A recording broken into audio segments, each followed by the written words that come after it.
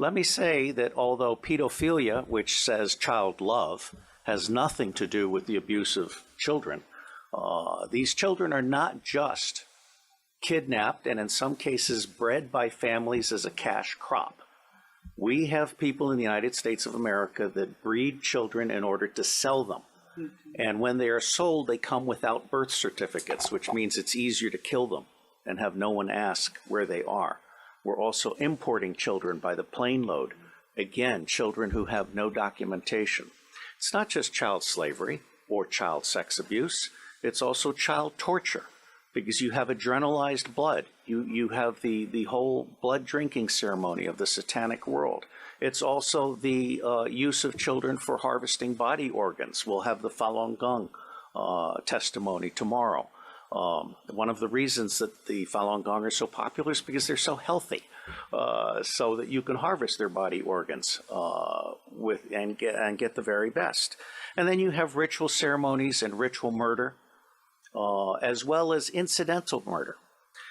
I have found in my research and preparation for this court and all of the work that will follow that most organizations that end up being used to prey on children, Oxfam is a recent example, all of the United Nations organizations, the Boy Scouts of America, all of the child services agencies across the United States of America, they did not start out as organizations to prey on children, but they attract pedophiles.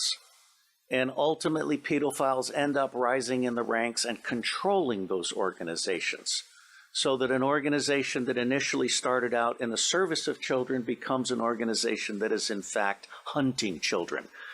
Now, it's not my working assumption, but the working assumption yet to be proven that the totality of the children disappearing worldwide is toward 8 million people, toward 8 million children.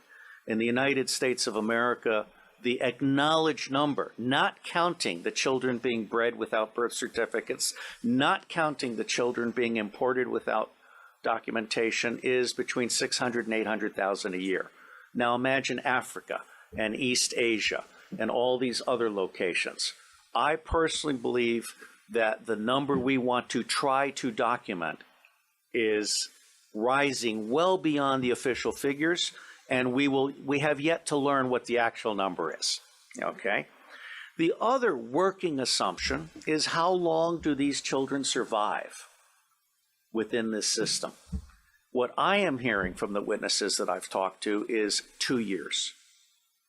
It may be longer, it may be 4 years, it may be 6 years, but by and large, these children are so abused.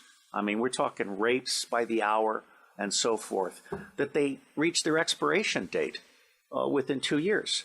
And then they're murdered with impunity, or they're ritually murdered if that's what they've been bred for. So I think we need to document this. No one else has done this before in a systematic manner.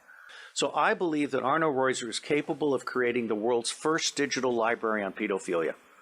And this would be a multilingual library to include local dialects. And it would be a library that would then end up being what we call a magnet for walk-ins. We want to have a very professional ingestion system so that people can volunteer to provide expert witness to the thing, or they can volunteer to offer up their papers.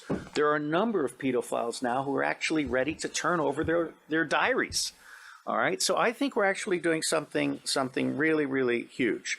My final comment. The center of gravity for taking down the deep state. Pedophilia is both the induction glue. Pedophilia is how the deep state recruits and controls people. It is also the Achilles heel of the deep state. I believe that once the public realizes that the government is not protecting their children at a scale of vulnerability that we can articulate, then everything else about the government is called into question.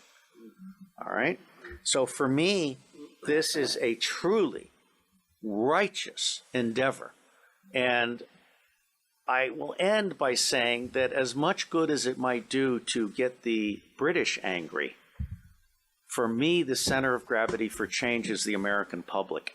Because if you can get the American public angry, We will stop supporting dictators overseas. We will close all of our military bases overseas. I am on record as a former CIA operations officer as saying that our 1,000 bases overseas are not there for national defense. They're there to serve as lily pads for the smuggling of guns, gold, cash, drugs, and small children. So let me say I am proud to be in your company, and I believe that no matter what we do or do not do, it is going to make a difference. God bless you all.